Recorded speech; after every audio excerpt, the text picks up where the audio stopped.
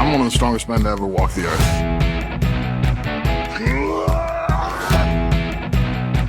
I love Caesar salad.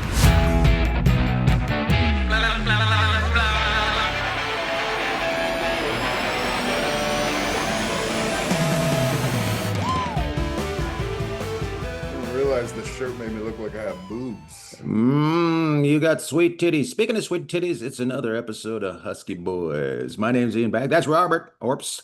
Oberst. What is that? What's that background? Oberst. What? Oberst. Obre. Oberst, it literally means colonel in German. Oh, you're German.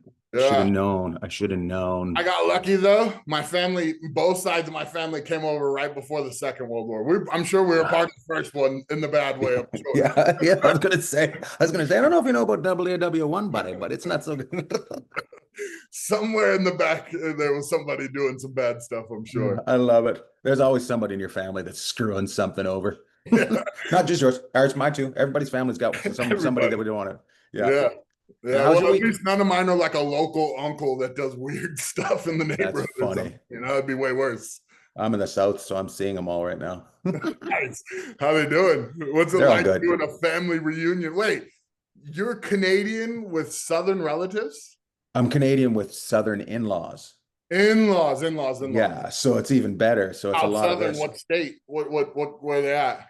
Virginia. It's just where all the Virginia. battles. Which part of Virginia? Sorry. Virginia Beach area. Oh, nice. Yeah, so I where the remember battles took thinking place. about this now. Yeah, but it's been fun. It's been hot. I don't know if you like it humid, but I'm not a big fan of the humid. You get used to it. You know, it's when they tell you like bless your heart, they're insulting you. You know that, right? That's my wife does that a lot, and I say to her all the time. I say, you can just say fuck you. You know that, right? You don't have to pretend you're a princess. I know what you're all about, girl. Yeah. They have a couple other things, dude, like that. They want you to come over for dinner and watch, eat, and then kill you. Yeah. I don't think that's just Southern though. The best part is we're on the ocean, and it's the warm Atlantic, and I love the warm Atlantic. When we're in a bay, we're in a bay, so we just go sit in the water and just take a lawn chair and sit in the water. It's pretty great. That's just awesome. hanging. Yeah, That's it's pretty cool. good. Just bring like a little cooler or something, hang out. Yeah. That's cool. We used to do that as kids. A 75-pound Yeti plus everything else that goes in it. I'm just like, oh my God, I'm not the American monster. He's on the other side. Make him carry this down. As long as it's got wheels. As long as it got wheels. Bro, what do you do in the summer?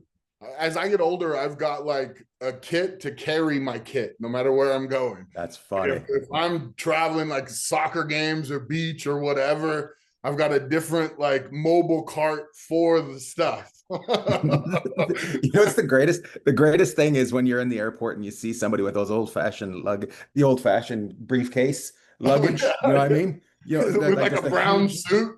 Yeah, there's a huge. You can just see their shoulder socket poking out as they're walking around. I'm like, oh my God! They come with wheels now, buddy. Yeah.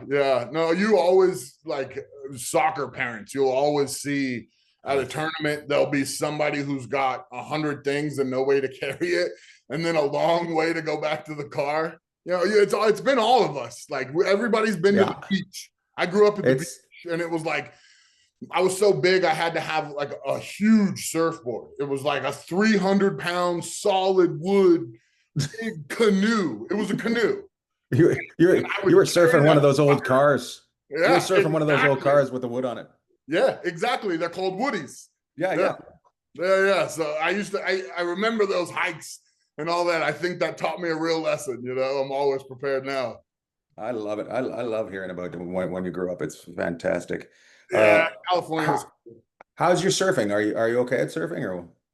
Man, last time I surfed when we went to Hawaii 2 years ago, something like that. 2 years maybe, and I mean, I was never like good. I was always just like I was happy to be able to stand, and then once you can stand and do that pretty regularly, one of the coolest things to do is just get out there and be.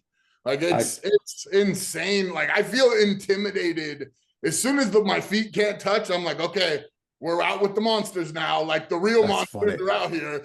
And then like I've seen when I was a kid, a whale came up next to me. It was like a bus just coming up right next to you. You know?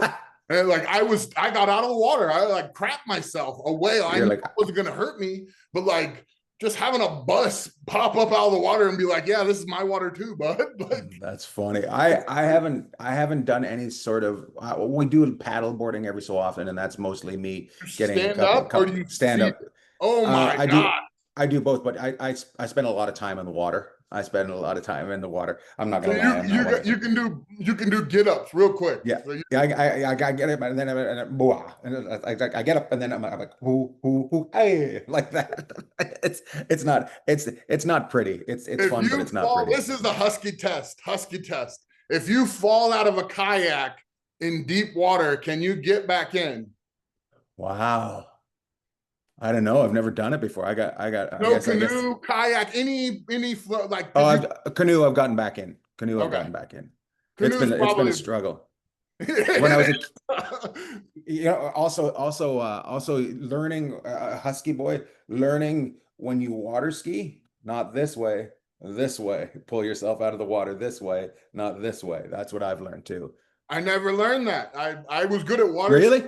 I water Well, skied, you're fucking muscle Johnny, so you don't give a shit. But but I never got up on a wakeboard because I kept just like nose diving.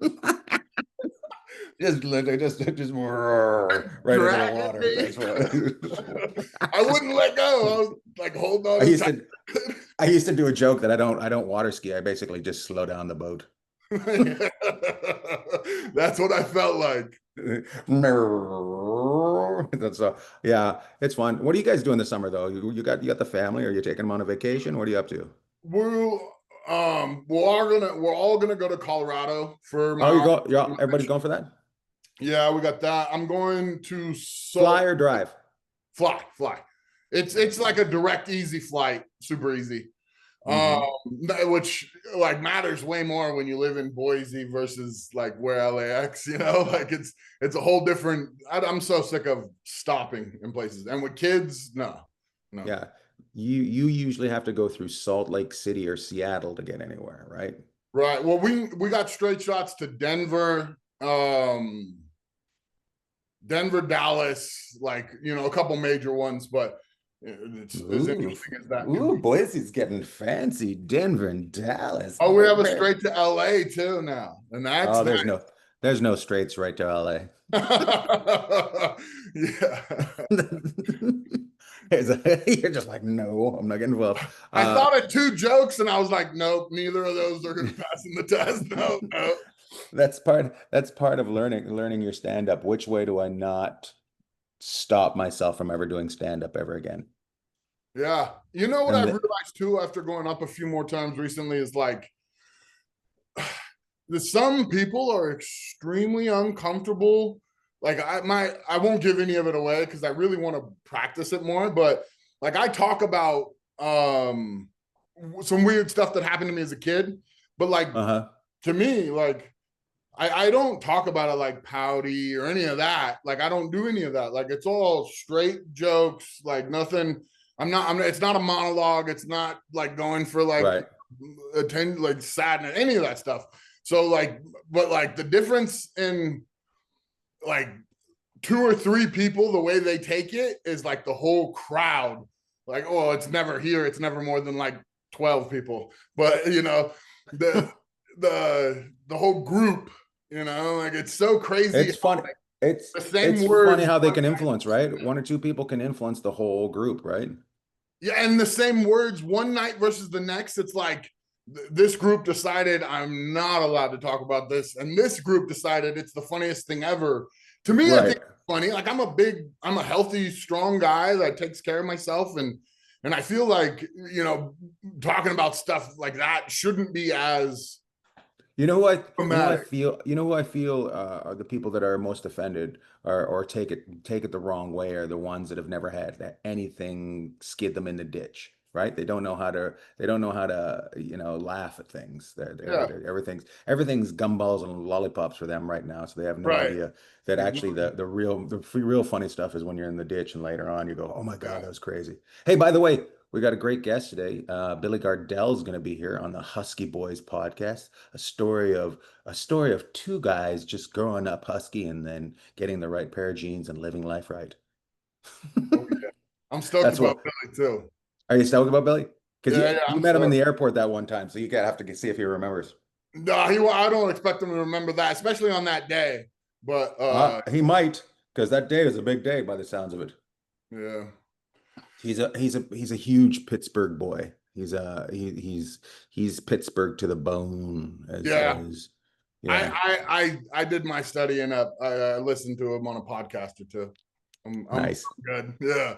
I I also am a love it. big fan of his already too. Like, uh, there's a certain big guy to big guy love. It's Husky boy love. Hmm. So I always follow the successful big guys who The act or successful. comedy or whatever.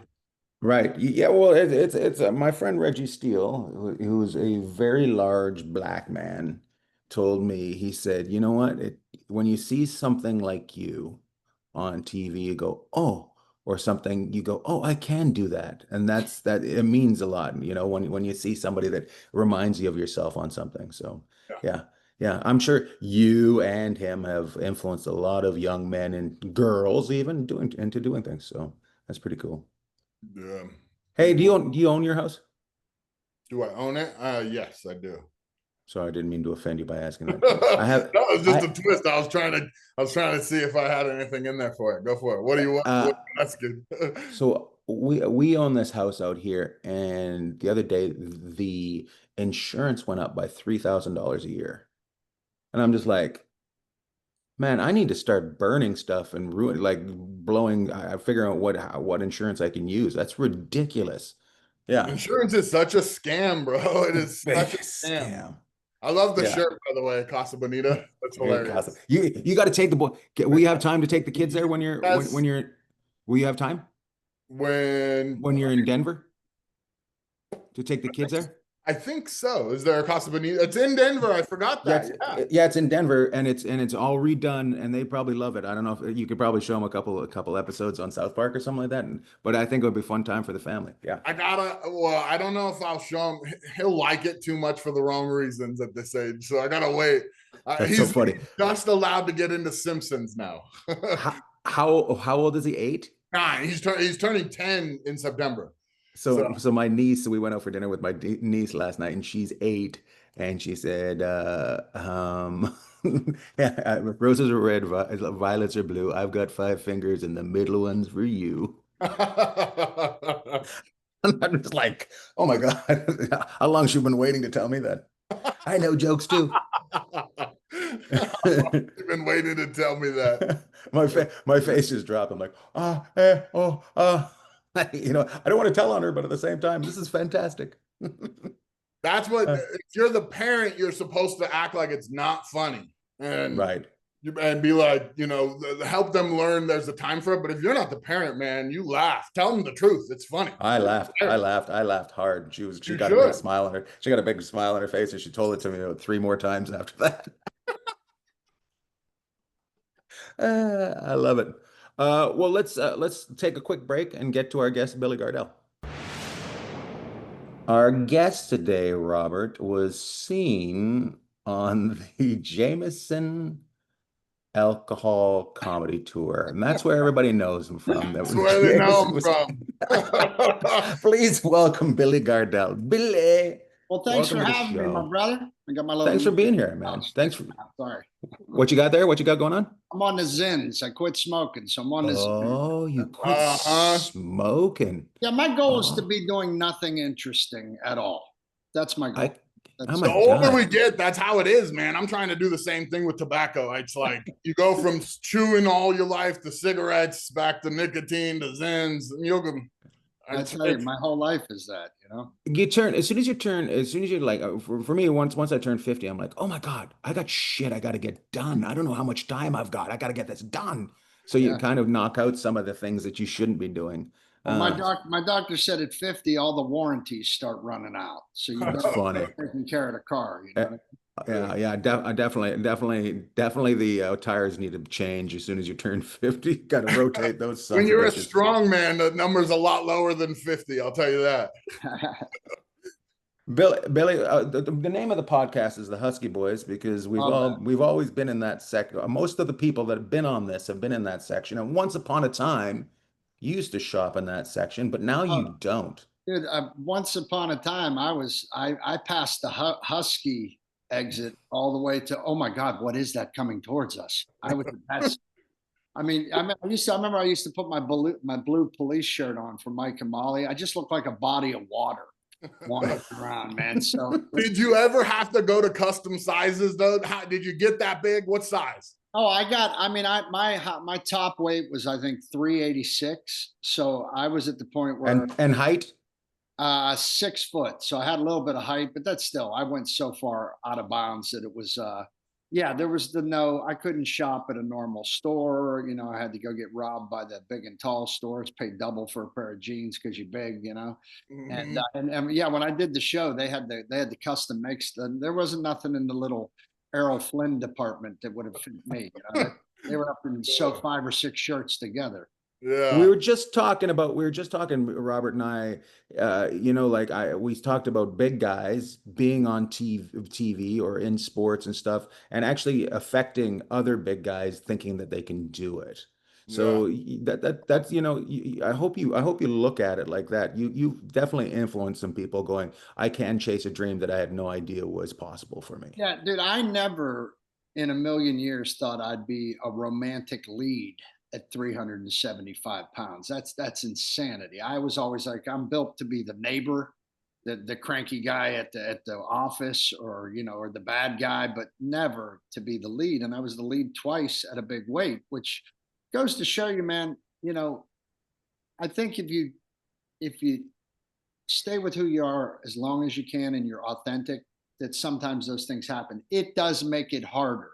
There's no question it makes it harder, but it is possible. And what I like to do now is just show people that if I could lose the weight, you could lose the weight. You know what I mean? I find anytime you do anything inspiring without making a big noise that you're being inspiring, you actually inspire people.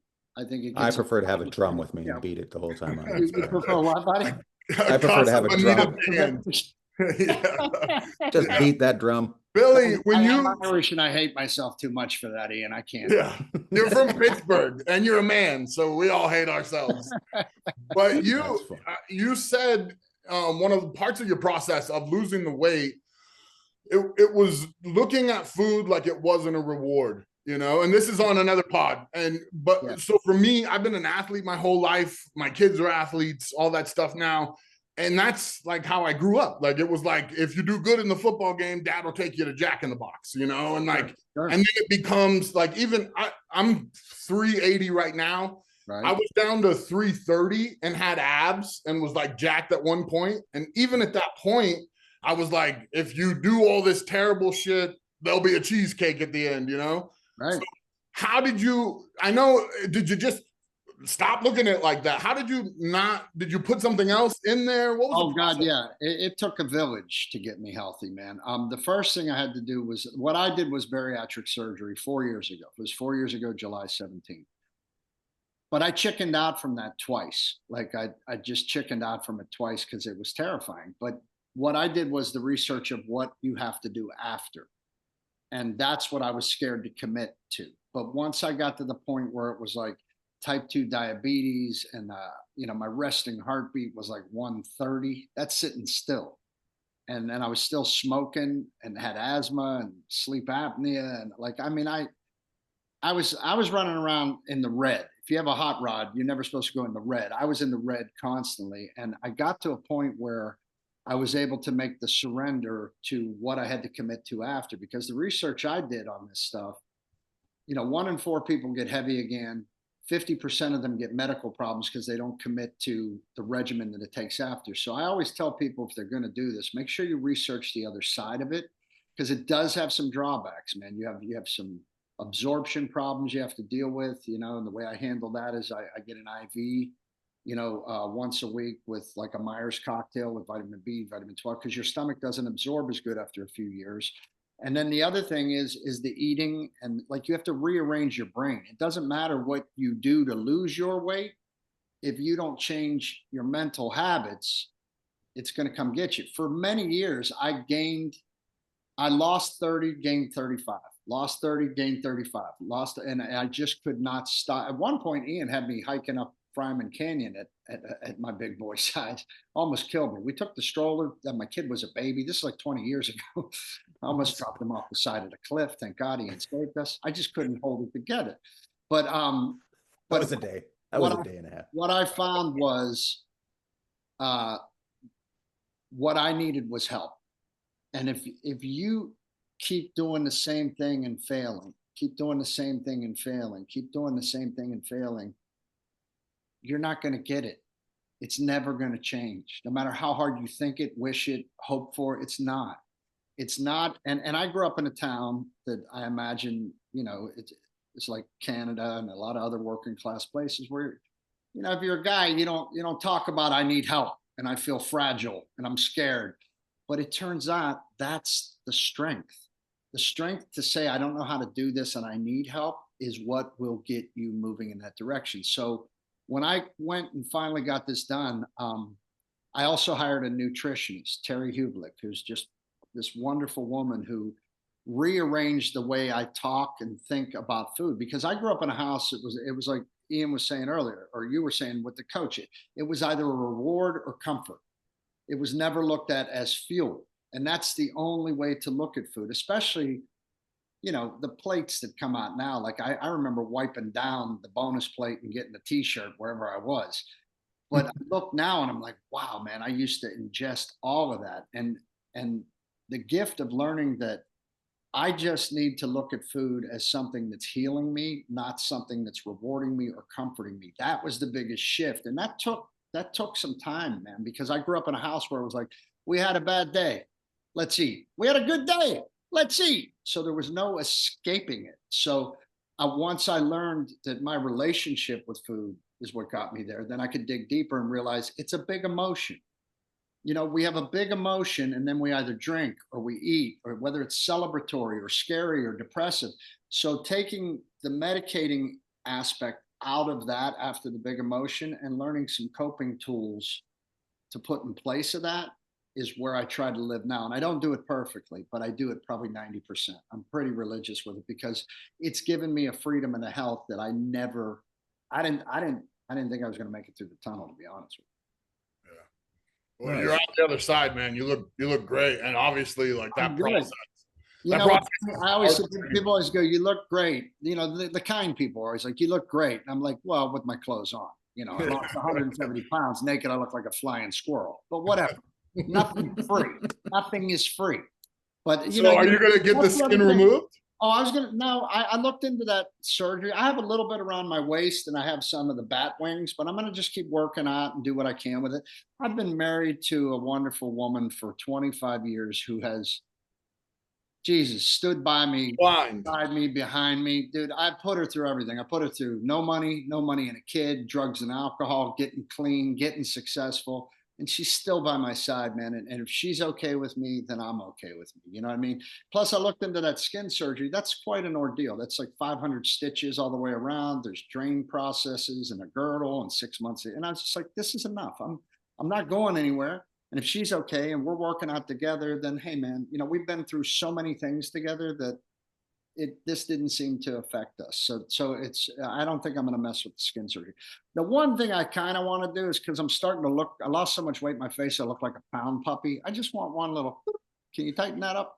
But I don't know. I don't know that that's ever going to happen, man. I'm learning to. You can do it. But my dad's a mechanic and he had an eye lift. Does he Because he had to do it because he couldn't see anymore. But he still, I tease him all the time. Like, why don't you get your tits done? The blindness. That's so working class. I'm blind, but I can still fix the carburetor. Don't worry about that. Let me get my eyelid out of the carburetor. It's like the old cartoons. You just put matchsticks in there while he's. That's what Yeah. I was thinking. I love it. I love it. Robert, tell Billy about the time you met him in the airport. Okay. Wait, do I want to hear this story? Yeah, you do. Yeah. I was a huge fan. Like I've been a big acting fan since like I was 6. I used to make my own movies with my brothers and sisters, all that stuff, and always picked out the big guy that like I did that my whole life. Yeah. So like it was like Andre the Giant, and like it just worked its way down. And when your show was on, you were like the talk of the house. It was so cool seeing someone that had character, and like it was more about like their inner light versus there was of course we saw ourselves, and there's a million little parts that you connect with and everything.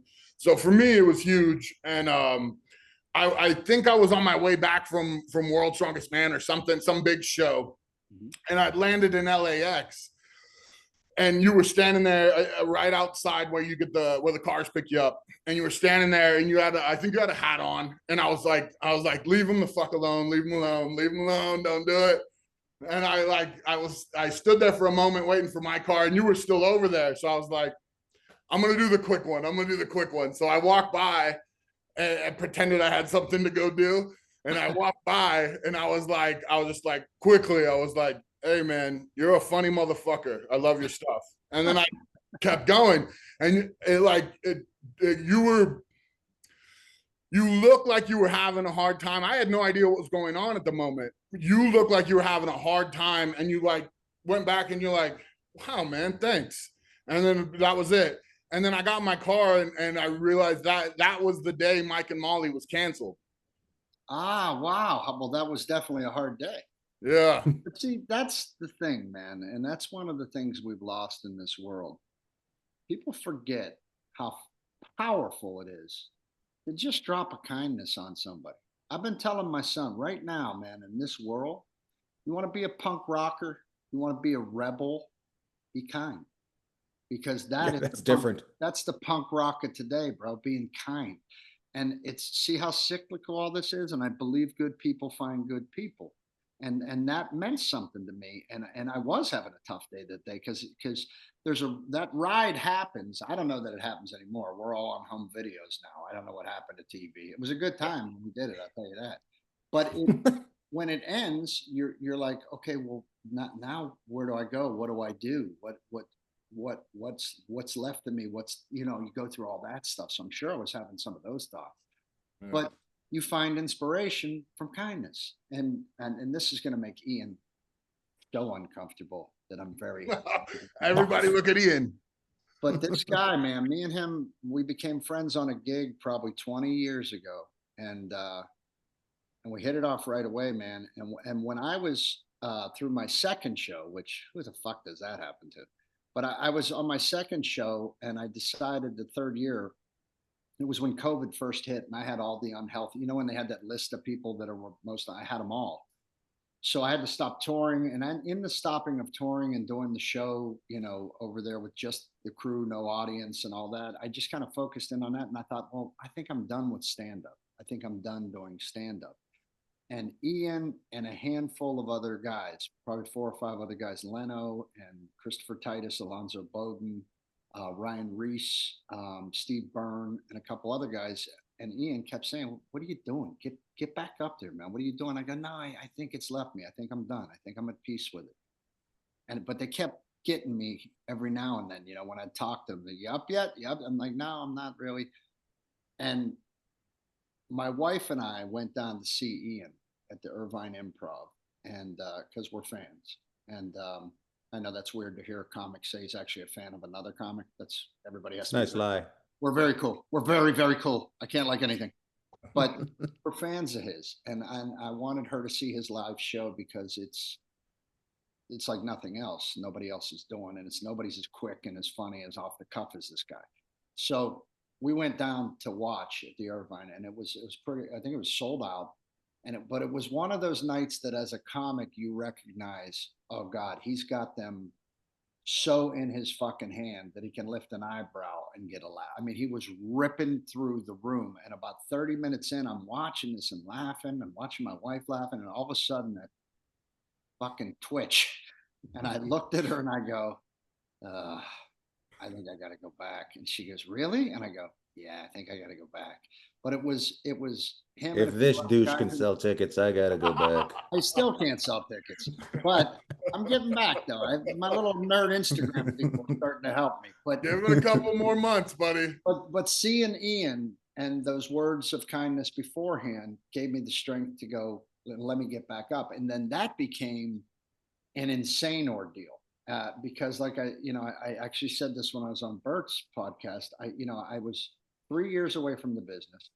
I had no social media because I was on TV. I'm like, social media? Who fucking needs that? Should have listened.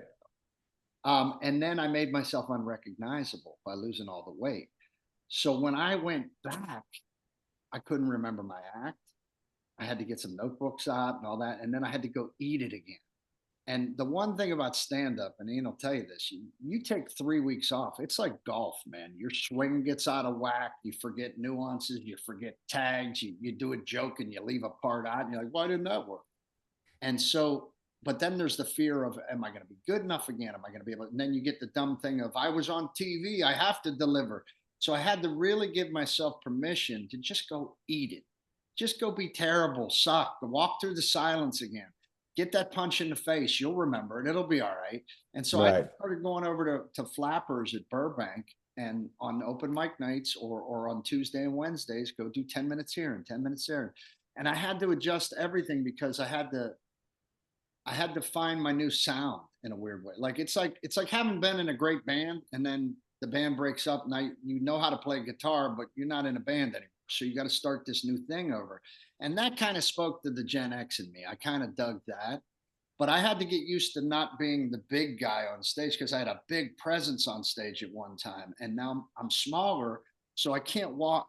The best way I can describe it is I can't, I don't take up as much space, physically and metaphorically. So it was different. It was like going from a minivan to a sports coupe. So I had to find out how I sounded in that way. There's still me in there. I mean, your life is a continual evolution of you, but I had to find what that was. But that couldn't happen until I just gave myself permission to just go eat it. And then once you eat it a couple times, and then you're back in the band. You're with the other comics. Like, God, man, that one sucked. Well, I gave it a shot. I'll see you next Tuesday. And then that camaraderie thing. I also think when the real addiction comes when you're fine with eating it. You're just being on stage, and that now you're like now you're in the thralls of addiction. You're like, no, this is still great. You're lying in a ditch with somebody pissing on you. I love cocaine. Exactly. The thing was, it was like that going back that first time after 3 years of not having done it was like, I always tell guys that don't stop. Just don't stop, man. Just don't stop, because it's going to come back and haunt you anyway. So don't stop. And I found that out the hard way. But giving myself permission those first couple times to eat it, and then, like you said, get comfortable in the silence, and again, then that's when the work can begin. Because now I honestly think, Bill, that you were so unhealthy, you couldn't have kept doing the show, having a family, and touring. You would have died. So I'm glad that you didn't keep going. Thank you, brother. And thank you for your inspiration and your kindness over the years. I truly mean that. Dick. My heart was love, man. What did he say? I said, whatever, Dick.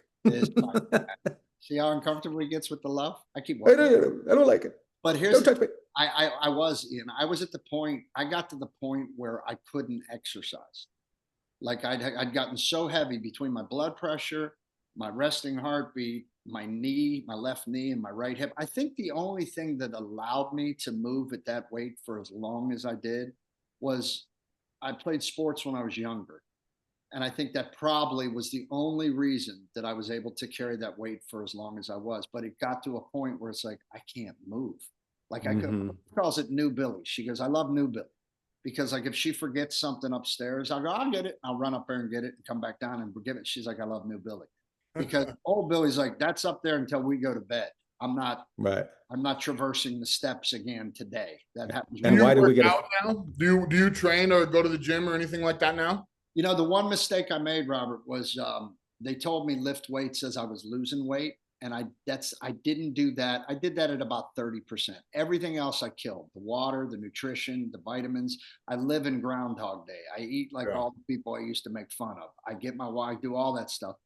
So now I'm really trying to embrace the gym thing. That's always been a hard thing for me, man. Always been a hard thing for me to get there, but I'm starting to embrace that now too. But you know, that's look for there's some people in this world that just get that thing that they go, oh, I need to do that, and they go do that. Me, I'm whatever I focus on seems to happen.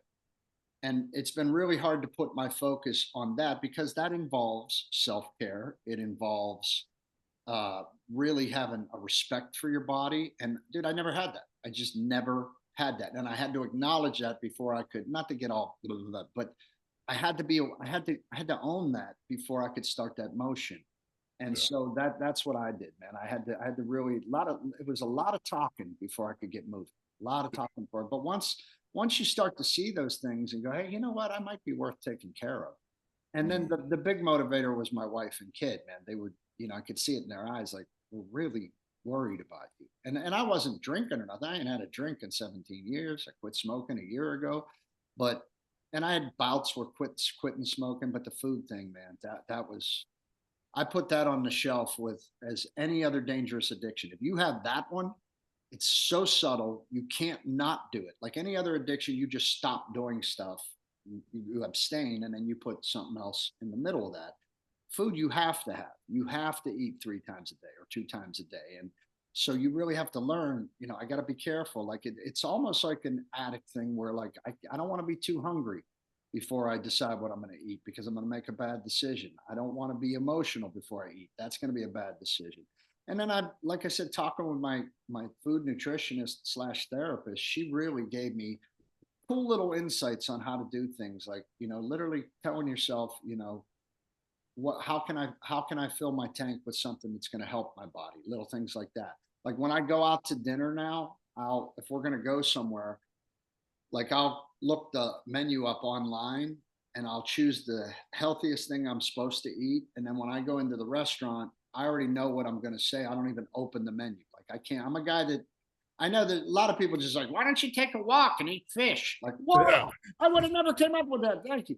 Like I have to really work so that I don't That's really enjoy funny. this again. And then positive reinforcements of doing shit you couldn't do before. Like I went surfing, I went horseback riding.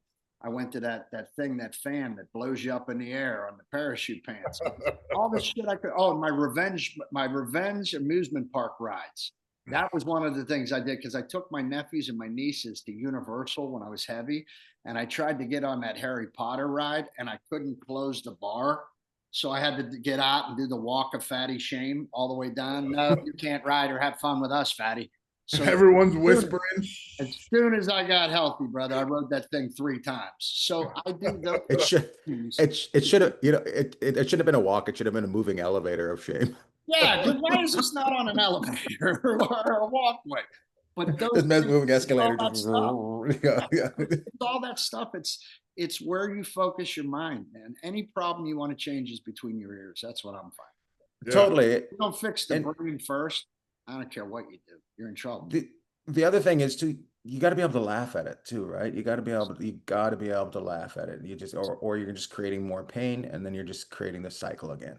And then you're So looking for the wrong medication right after that. It's yeah, looping remorse. what you do say, Joke. I used to put, as I was losing weight, I would put my bigger clothes back on and just come down into the kitchen, which would make my wife laugh. And one day I came down, I had one of my suits. I kept one suit. I got rid of all my other stuff, but I kept one suit in my closet as a reminder. It was when I was at my biggest on Mike and Molly, and I had a suit for the upfronts. And dude, this thing, you could cover the mound at Dodger Stadium with the jacket, right?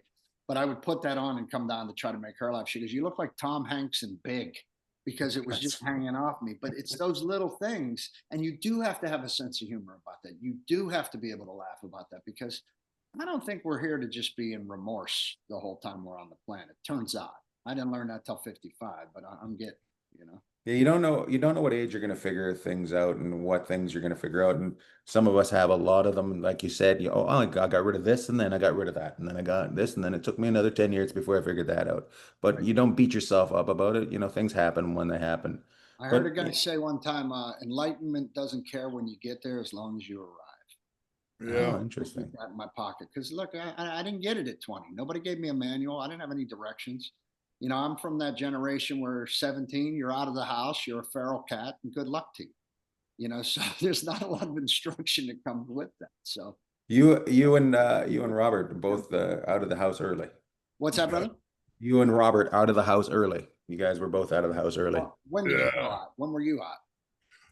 Well, mine was a little weird. My dad was a mechanic too, but he was schizophrenic, bipolar, Yeah. and he had like a breakdown when I was a junior in high school, and so I was homeless for half a junior year and then senior year, and then going into junior college for the first like 6 months, and then I went to play football on a scholarship and was like living out. I gained like 40 pounds as soon Yeah. as I got to Arkansas because I had the buffet and like I was faster than anyways. But yeah, it's different that way. And for me too, like I always look back and I feel like I'm a victim of momentum sometimes, like I if you're looking at it in a pouty way, I guess. But like you hit 30 and you're like, damn, if when I was 20, I would have done it this way, or I'm 40 now. And so like I'm trying to do that same mentality, like what you'd said, or they say, the best time to plant a tree was always yesterday. The second best time is today. So I'm just trying to make sure 40 to 50 is as good as possible and make as little mistakes as I can. That's it. And when you're a child of chaos, man, I had two stepfathers, both of them pretty physically abusive. Dude, why am I hanging around the house? I couldn't wait to get out of the house. But again, it comes with that thing you said. Well, now I'm just surviving. And when you're in survival mode your whole life, there's not a lot of time for you to lay around and go, well, how do I feel about these things? How is it that what would I like to see happen in my life? You don't think about that. You think about how am I going to make rent? How am I going to make electric? How am I going to get the car payment? Where's my next job coming from? And you don't stop to go, if I don't start caring about my body and my soul, what am I doing? What's the point? And I don't care that I didn't get that till later in life. I'm just grateful I got it. I'm truly grateful I got it because now I can annoy my wife for a few more years and give my son more advice than he wants to have. And dude, that's what I love. Like I love being able to go with them on a hike. I love being able, like we used to take a vacation in Hawaii. We go there like every 5 years. My wife and I got married there. And man, I remember a couple of those trips where like we'd go out on the catamaran and everybody was snorkeling and I had to sit up on the deck because I was too heavy to just be able to even get in and out of that ladder and try to be funny about it and try to pretend it didn't bother, but it broke my heart. And now when those guys say, hey, do you want to do something? I'm like, I'm the first one in, man. And I am a cheese dick at heart. Like I'm the guy, I'm John Candy at the amusement park. I can't get enough. I got the loud shirt on. I want everybody to have cotton candy. I love it all. I love all singing songs about nothing. That's it. Yeah. And I love to be that guy. And now I get to do that. And that's like being released from prison. So you're an empty nester now, and you talked a lot about that. That terrifies me. By the way, my little man is 9. We got his first football season coming up this year, and I'm gonna hold on as tight as I can. My little girl's not even 2 yet, so I gotta watch. Oh, but see, you're aware of that, and hold on every minute because every minute that you think it's overwhelming, or every moment that you think, oh, we got to go here, and this one wants French fries from here, but this one wants a sandwich over here, and that all that we got to get to the school thing, all that stuff, man. I'm so grateful that I was very present for, like because I had sobered up when my son was like 6, and I was present for all those moments, and it taught me to be a different kind of parent, And when they leave, if you did it right, it shatters your heart. Yeah. But then when you see them start to swim out there, you start to feel it's the only other gratitude I can compare it to is when they first arrive. But when you start to see them take care of themselves and go, no, I need to do this. I got to clean up my place, or I can't, I got some homework, or you hear the right things coming out of them and you're like, maybe I didn't completely screw him up. You know what I mean? Maybe I'm sure he got his dents. I told him when he left the house, I go, listen, your job from here on out is to keep all the good stuff I gave you and start getting rid of all the bad stuff. Don't wait 10 years for the things that were bugging you that I did. Find someone to talk to, eject that. I did the best I could.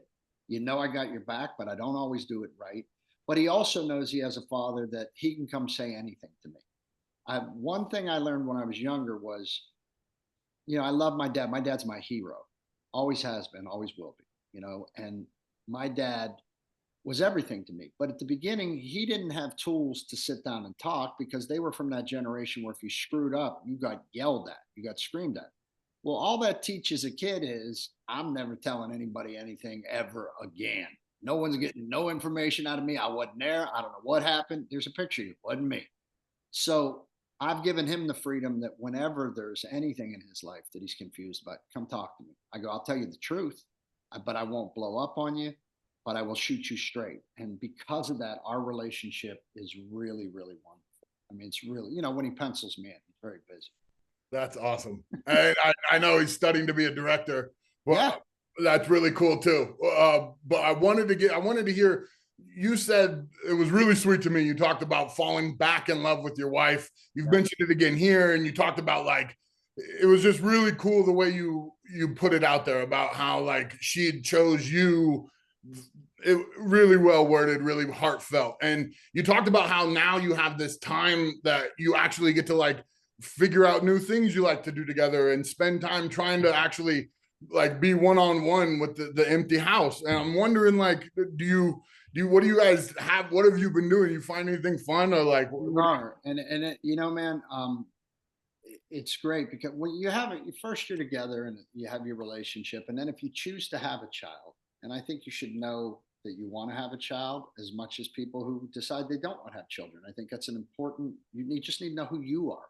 There's no right or wrong. It's about what you want to do. And when we made that commitment, when you start raising a child and you're together, but you're not together because it becomes the focus becomes on let's get to school, you get to a doctor's office, you want to go to the ball game, but in that process you kind of grow apart. And I think that even happens to couples without children. Work, distance, and familiarity can breed contempt, but it can also breed a laziness for each other. So, and my wife and I went through everything, man. We're in the sweet spot now. We're going to be an old couple. We're an inch away now, but we're on our way. We're going to be that couple. But the beauty of we're an inch away. What's that? We're an inch away. That's what I'm saying, and there's a nobility in that to me. One face tuck away. Don't get your eyes done, Billy. You'll look 40. But the idea of when the kid leaves the house, you got two choices. You can realize that you've grown apart because of life, and you can use that to argue, or you can go, let's take what you like off the table. Let's take what I want to do off the table, and let's search out things we can do together as partners again.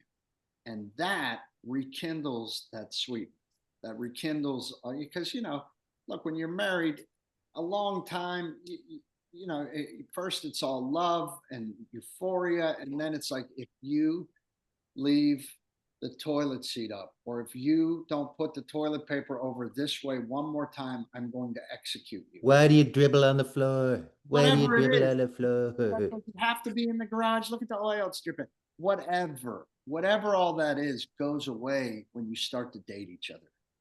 And so what we do is we try to have a night a week where we cook together in the kitchen. And then I'm a big fan of the Hawaiian culture. I love the Hawaiian men know how to throw that down. They go get the food, they prepare the food, they help take care of the house. I'm that kind of guy, and I dig that.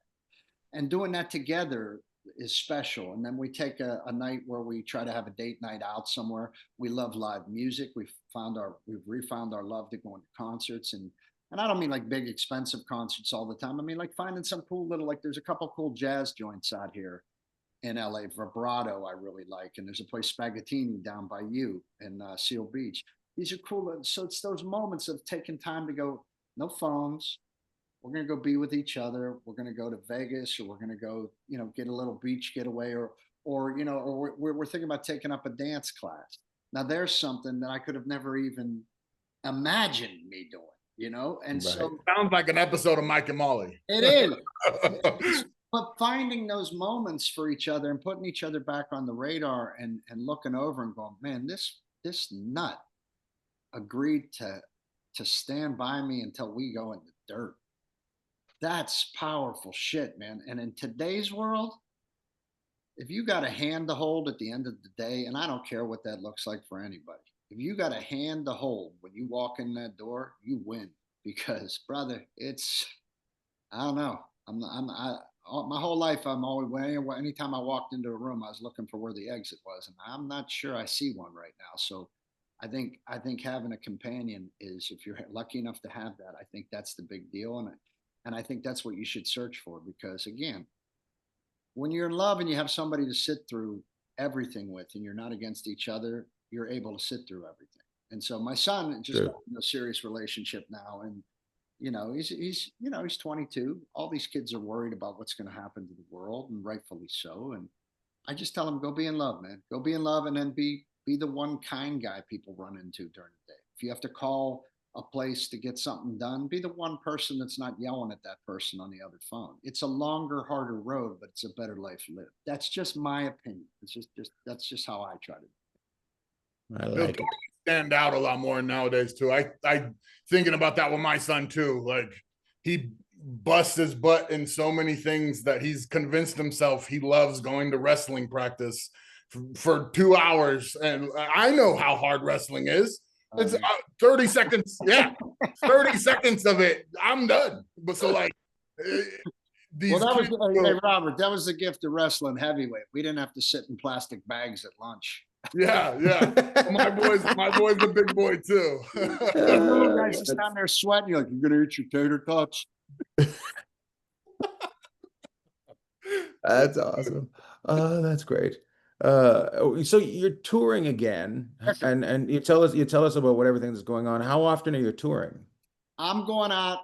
It started one weekend a month, and now it's up to about 3. You know how it goes.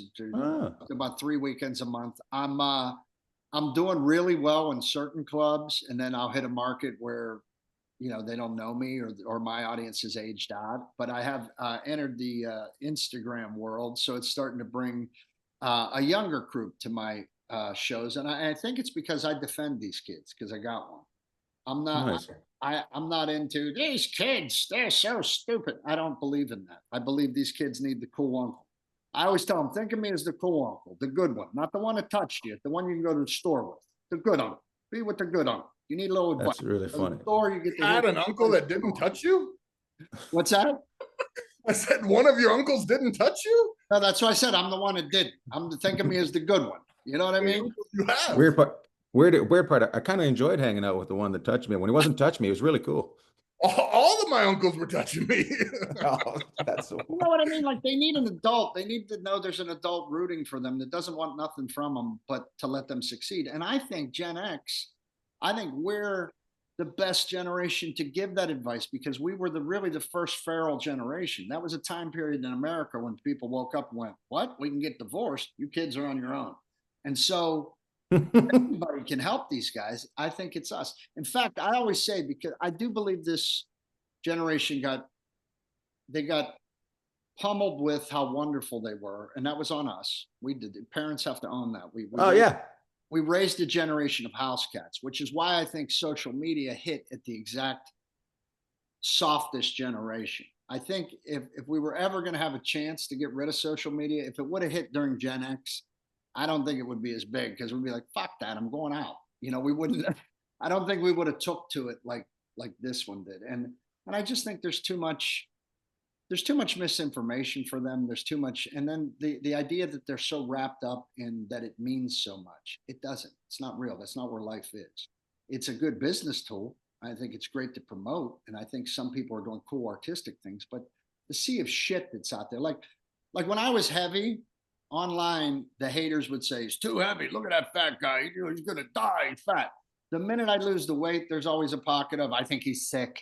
He's sick and he's not telling anybody. It's like, dude, you can't listen to any of that noise. It doesn't matter. It doesn't matter. Just focus on what you're doing and the thing you want to contribute to the world. you know? You're absolutely right when you say you can't, when we were, you wouldn't listen to, the guys that didn't like it. You didn't, okay, well, I'll find new people. Now we're like, oh, gotta make that person like me. Yeah, I gotta make that person like me. And then it yeah. turns out it's just some Russian bot farm. Exactly.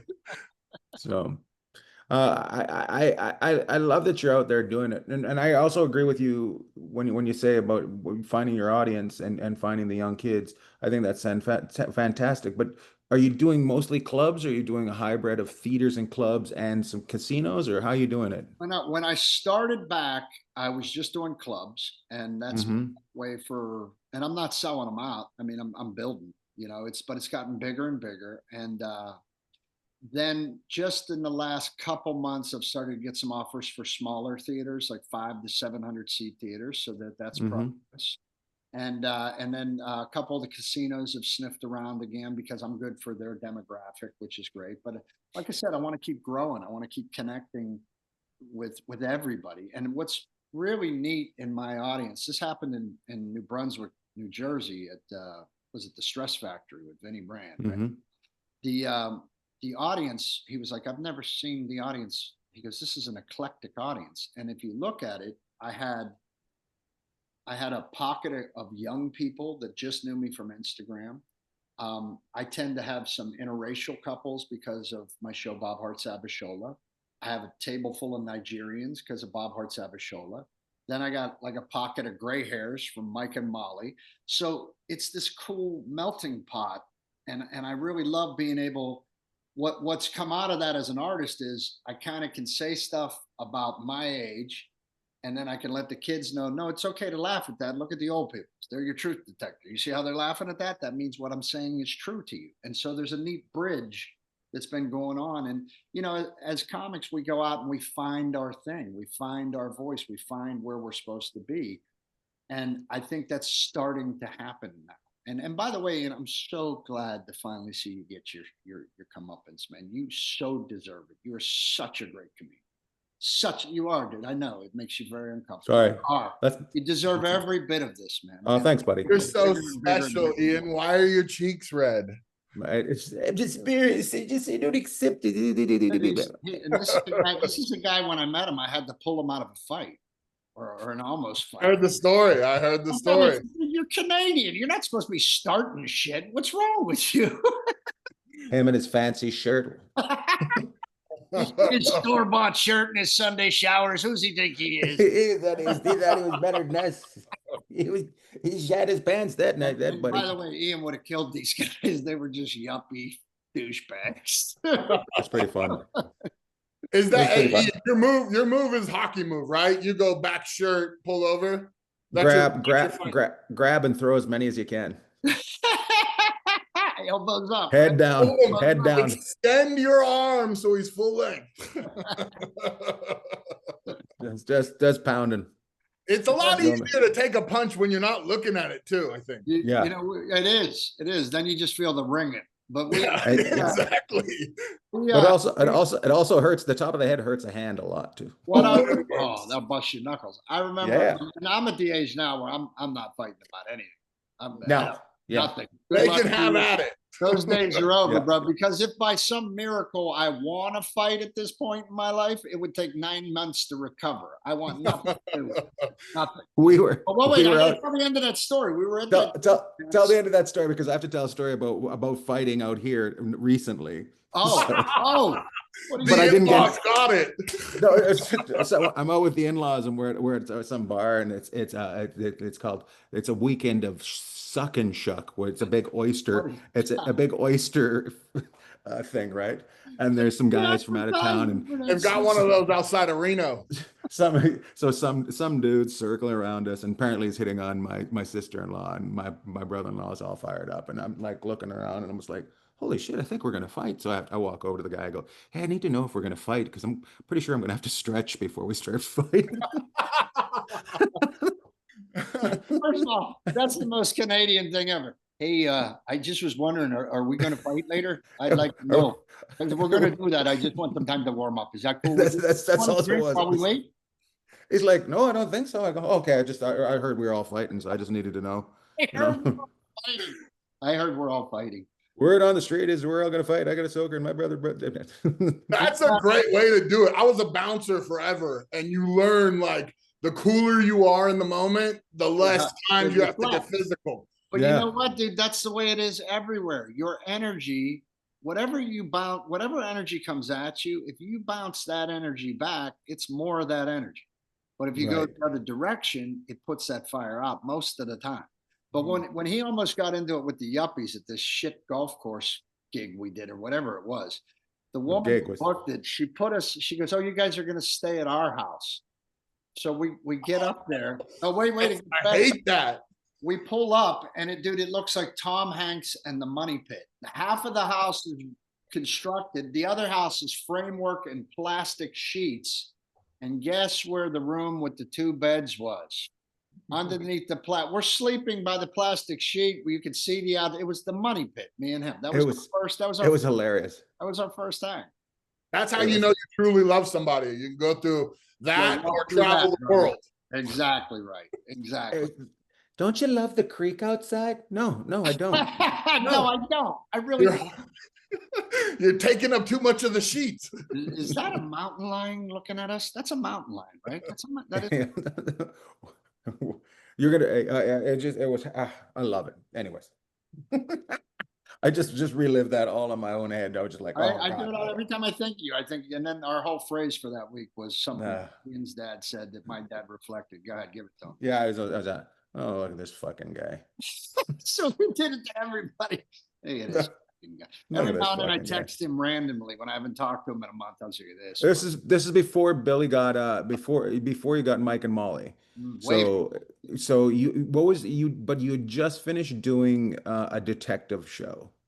Yeah, I did a show in 2006 with the guy who ended up being my partner on Mike and Molly, Reno Wilson. He played Officer Carl. But we were detectives on an LAPD force. A friend of mine wrote this show called The Heist. And it was cops against bank robbers. It was a really fun show for NBC, but it was on opposite of American Idol when it was at its peak. That was the time slot we got. So we could hear the death drums beating. I'm surprised we made it 6 episodes. We knew we were going to get. But there was a guy in the airport, and he loved that show, and he came up to you. Yeah, you're the one that saw it. He's like, are you? Officer O'Malley? My buddy always busts my balls the best, man. My buddy Joey O'Connell. He goes out and opens for me sometimes on the road. We've been friends 30 years. He was my stand-in, my dialogue coach. He's Mickey. He's my corner guy, right? That's funny. My best friend in the world. But dude, here's what he does to get me. When Mike and Molly was on, I'd get on the plane and I'd be sitting there in first class getting my paper ready.